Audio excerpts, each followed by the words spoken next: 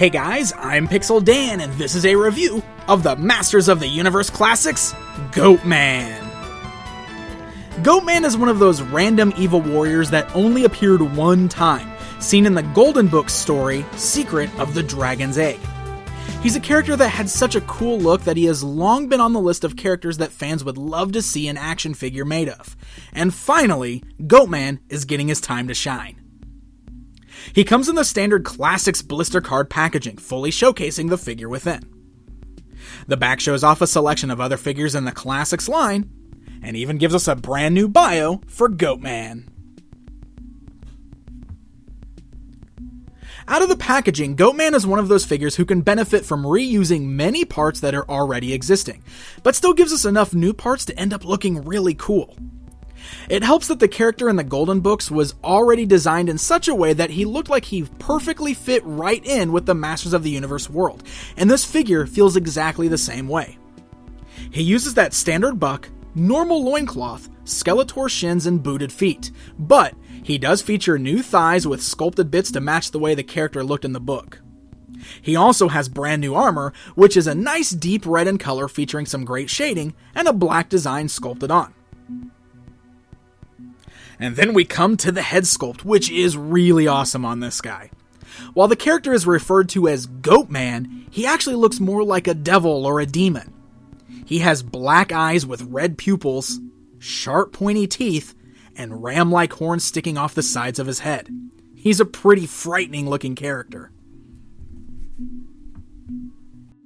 Alright guys, closer look at Goatman. Now like I said, this guy is basically nothing but a bunch of reuse of parts we've already seen, so there's not going to be any surprises as far as articulation or anything goes on this guy. The head's able to turn left and right, rock up and down, nothing in the way to hinder the articulation whatsoever. The arms can go all the way up, forwards and backwards. You got your swivels at the bicep, your standard joint at the elbow, your swivels at the wrist, you got your nice torso crunch there so you can rock them at the abs, you can swivel them left and right. The legs can go all the way outwards, move all the way forwards there. You've got the nice softer loincloth, so that way if you want them to get on Battle Cat or anything like that, or steal the vintage Stridor, you can get them to do that. Shouldn't be a problem there. You can also swivel them at the thighs, bend them at the knees. You can swivel them at the boot cut there, and he does have the ankle articulation. It is the older ankles, so the pinhole showing a little bit loose, unfortunately, on this foot. You can see how loose that ankle is.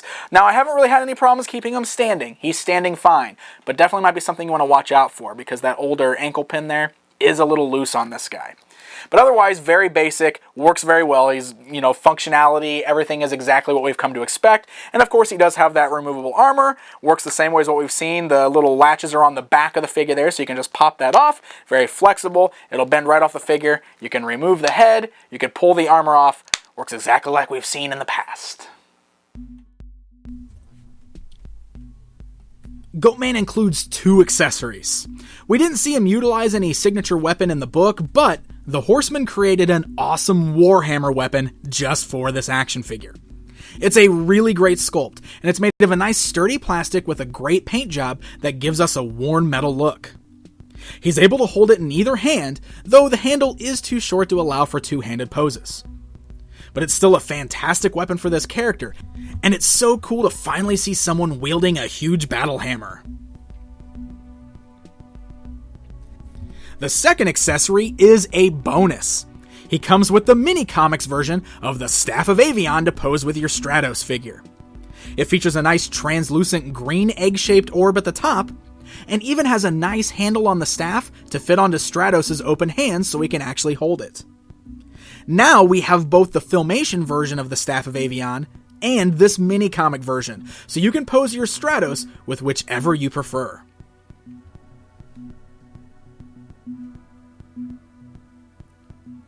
So there you go, guys, a look at Goatman. As I said before, this character has a really great look that just melds very nicely with the Masters of the Universe world.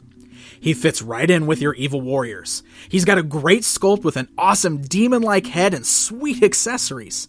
He's a really obscure character, so while some may not feel compelled to grab this guy, I can say he's an all-around great action figure.